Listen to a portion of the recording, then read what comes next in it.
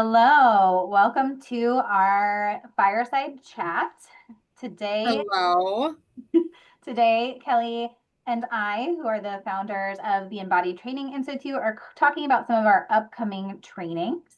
So, specifically thinking about Kelly's upcoming trainings, politics in the therapy room, ethics, boundaries, and clinical opportunities. So, Kelly, tell me a little bit about kind of what inspired you to come up with this training. Great question. So, as a therapist myself, I really have been seeing, especially over the last year or so, how politics have really been entering the therapy room in so many different ways, and really looking inward and introspectively into my own work, realizing that politics are not just about party affiliation, and they're really creating the landscape of our clients' lived experiences.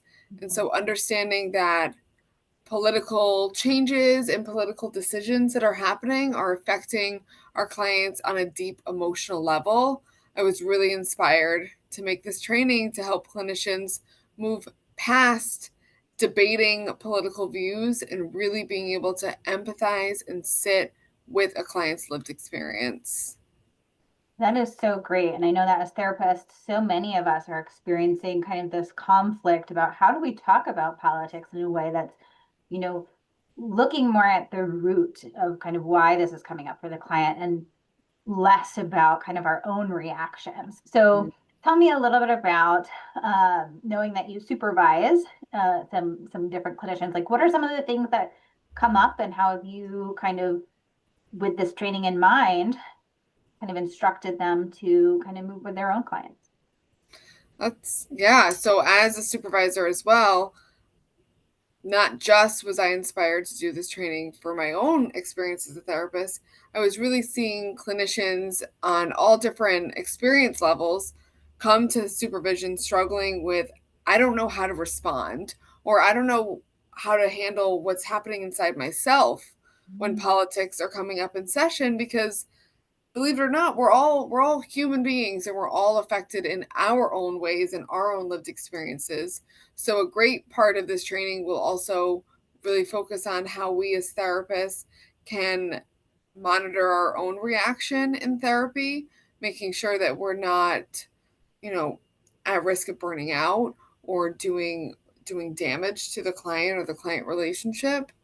I think that politics come up in therapy in all sorts of ways, and it's not always an in our face, I want to talk about this exact political person or political decision or or what is changing. It's coming up as fear or anger. And so understanding that we have clinical opportunities in every session to really focus on how a client or how a supervisee is impacted instead of just talking about what actually happened. Absolutely. So, what are some of the things, without going too much into kind of the content of this great training that you're doing, but what are some of the things that maybe you would say to your supervisees to help support them kind of through having those difficult conversations?